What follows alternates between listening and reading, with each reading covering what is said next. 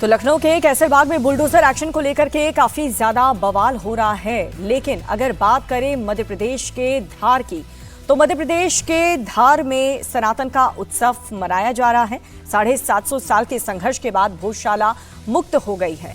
750 साल का ये संघर्ष खत्म हो चुका है। जिस भोजशाला में हिंदू सिर्फ मंगलवार और बसंत पंचमी में पूजा कर पाते थे, वहां पर अब रोज मां सरस्वती की वंदना हो पाएगी।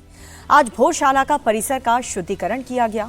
हिंदुओं ने भोजशाला में देवी स्थान को शुद्ध किया और उसके बाद वहां पर पूरे विधि विधान के साथ पूजा की गई। भोजशाला के हवन कुंड में हिंदू श्रद्धालुओं ने पूरे वैदिक मंत्रोच्चार के साथ भव्य हवन किया और इससे पहले हिंदू समाज के लोग बड़ी संख्या में ढोल बजाते, भजन गाते मां वाग्देवी की प्रतिमा को सिर पर रख करके पहुंचे। हिंदुओं ने मंदिर में मां वाग्देवी के प्रतीकात्मक प्रतिमा स्थापित की, लेकिन हिंदुओं को इंतजार है कि मां वाग्देवी की उस असली मूर्ति का जो राजा भोज के दौरे पर हुआ करती थी, वो मूर्ति कहां है, मंदिर में वापस कैसे आएगी, इस रिपोर्ट में देखिए।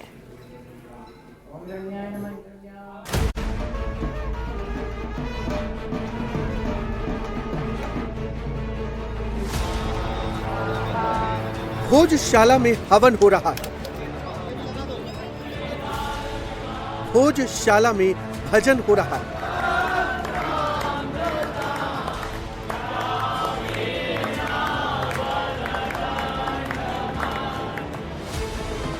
भोजशाला का शुद्धिकरण हो रहा है।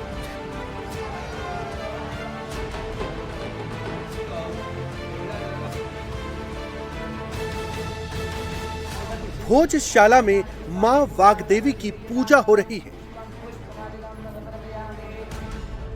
मध्य प्रदेश के धार की जिस भोजशाला में हर जुमे नमाज होती थी, वहां इस समय हर तरफ सनातन की छटा बिखरी है।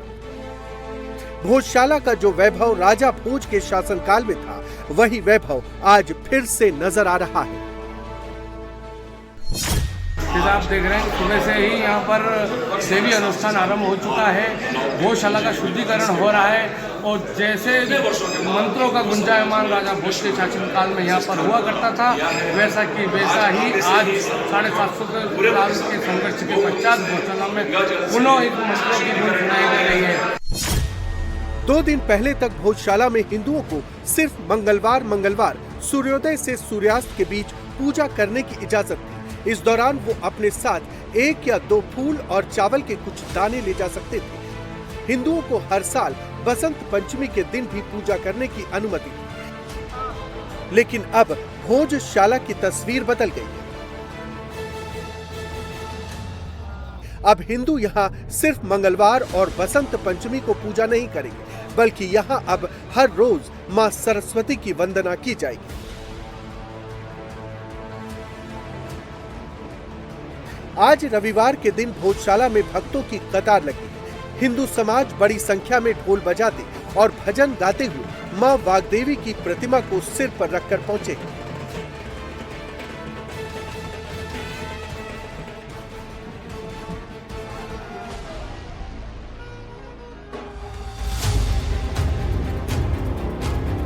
भोजशाला का वैभव लौट रहा है। आज उसकी यज्ञशाला को फिर सजाया गया है।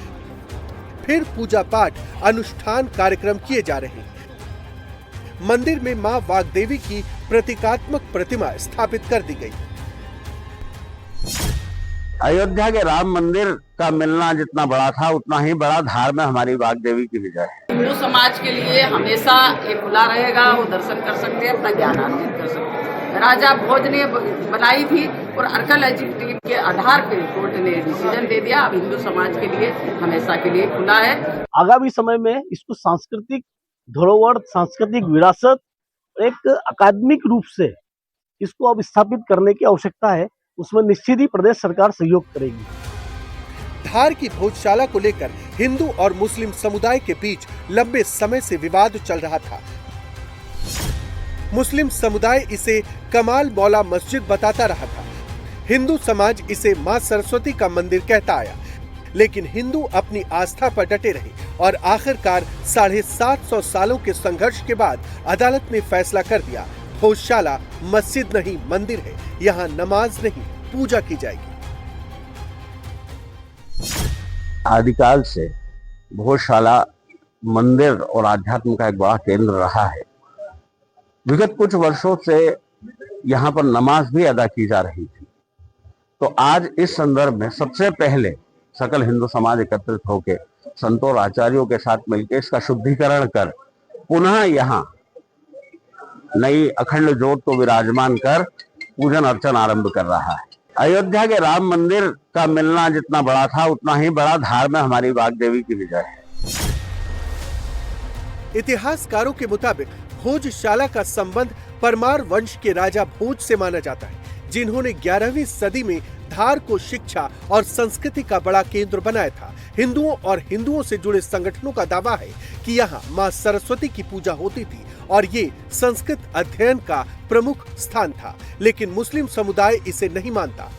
इस विवाद में मुस्लिम समुदाय इसे कमाल मौला मस्जिद बताता रहा है, लेकिन कोर्ट के आदेश के बाद अब मुस्लिम पक्ष को भोजशाला परिसर में नमाज पढ़ने की इजाजत नहीं होगी और हिंदुओं को पूर्ण रूप से नियमित पूजा का अधिकार दे दिया गया है। हिंदुओं को मां वाग्देवी का मंदिर मिल गया है। आज हिंदू समाज ने भोजशाला में मां वाग्देवी की प्रतीकात्मक मूर्ति भी स्थापित कर दी है। लेकिन सवाल ये है कि आखिर ओरिजिनल मां वाग्देवी की मूर्ति कहां है? भोजशाला से मां वाग्देवी की मूर्ति लंदन कैसे पहुंच गई है? 117 साल से लंदन में कांच में क्यों कैद है भोजशाला की देवी? लंदन के म्यूजियम से वापस भोजशाला कब लौटेगी मां वाग्देवी? क्योंकि बिन मां वाग्देवी भोजशाला अधूरी है। माननीय उच्च न्यायालय ने कल राज्य सरकार और केंद्र सरकार को निर्देशित किया है कि लंदन के ब्रिटिश म्यूजियम में जो मां वाग्देवी की मूर्ति 125 सालों से कैद है, उसको लाने के प्रयास सरकार को करना चाहिए। उस दिशा में भोज उत्सव समिति भी उस निर्णय को देखते हुए केंद्र सरकार और राज्य सरकार से अपनी मांग रखेगी कि हिंदू समाज की भावनाओं के अनुरूप उस मां वाग्देवी को ब्रिटिश म्यूजियम से शीघ्र लाएं। ये जो खाली रास्ता दिख रहा है, इस खाली रास्ते से ही मां वाग्देवी सरस्वती मंदिर में जाकर पुनः विराजित हो, यही हिंदू समाज की मनोभावना है। हमारे जो पूर्वज थे, जिन्होंने बहुत लंबे समय 700 साल तक यहाँ पर संघर्ष किया और इस हिंदुत्व को बचाए रखा, उसी हिसाब से 1935 से यह संघर्ष तेज हुआ। हमारे धार नगर के कई हुतात्माएं जो आज हमारे बीच नहीं है, उनके मार्गदर्शन में हमने उस समय भी कार्य किया। आज भी उनके कहे अनुसार हम यहाँ पर कार्य कर रहे हैं। हम ये चाहते हैं कि वो तो अपनी आंखों से नहीं देख पाए, किंतु हम तो अपनी आंखों से मां को विराजित होते देख लें।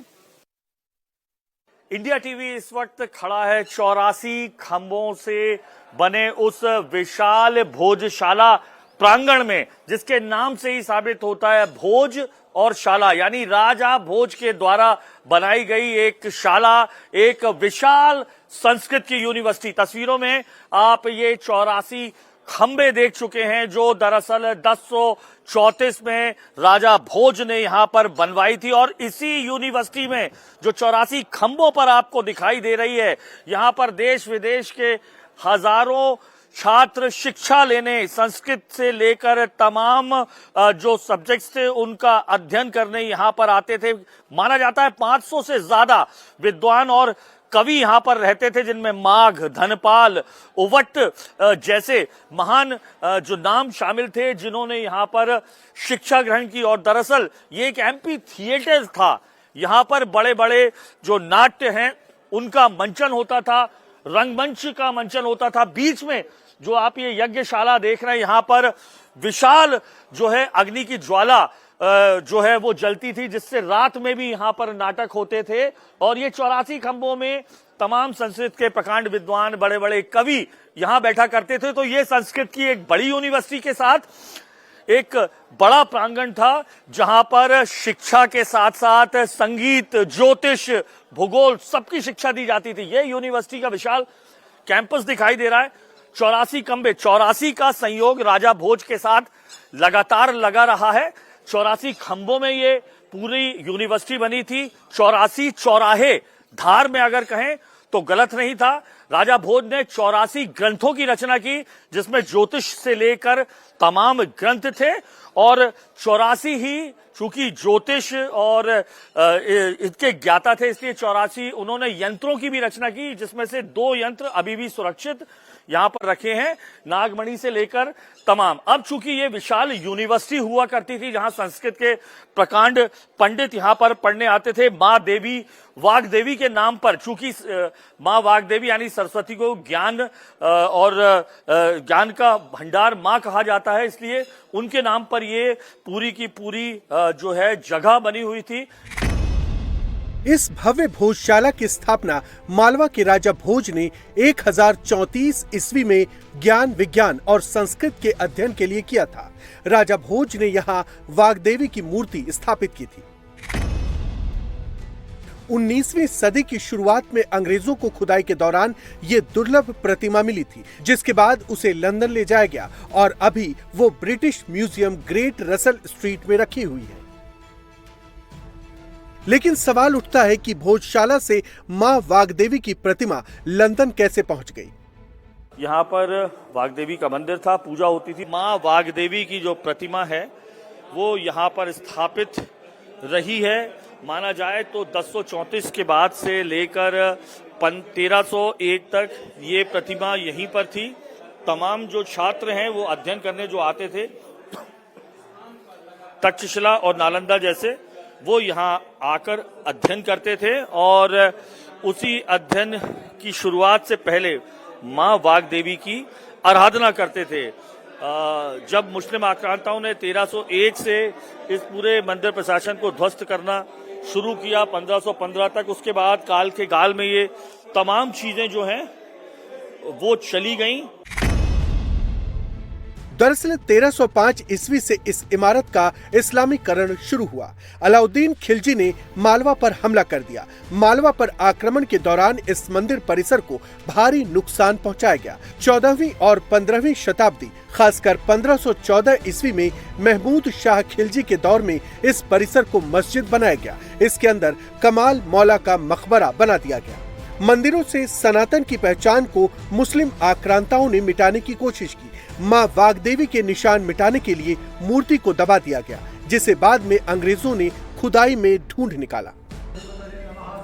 अब हिंदू एक एक करके अपना अधिकार वापस ले रहे हैं। जिन मुस्लिम आक्रांताओं ने भोजशाला को उखाड़ा, उसमें मकबरा बनाया, उसे यहाँ से हटाने की मांग उठ रही है। वो मंदिर है, स्थापित हो चुका है और कोर्ट ने न्याय की मुहर लगा दी है। तो अब मंदिर को मंदिर के रूप में प्रतिष्ठित होना चाहिए। तो वहां पर जितने भी ऐसे प्रतीक चिन्ह हैं जो बाद में लगाए गए थे और जो मंदिर के ऊपर कलंक हैं, जिस प्रकार से जो संस्कृत के अलावा कुछ अरेबिक या उर्दू में जो भी वो एक मेहराब टाइप की बनी हुई है, उसमें कुछ लिखा हुआ है, या जो माता सरस्वती का जो गर्भगृह है, तो उसके राइट हैंड साइड में कुछ सीढ़ियां बना करके व्यवस्था, सिंहासन टाइप का व्यवस्था की गई है।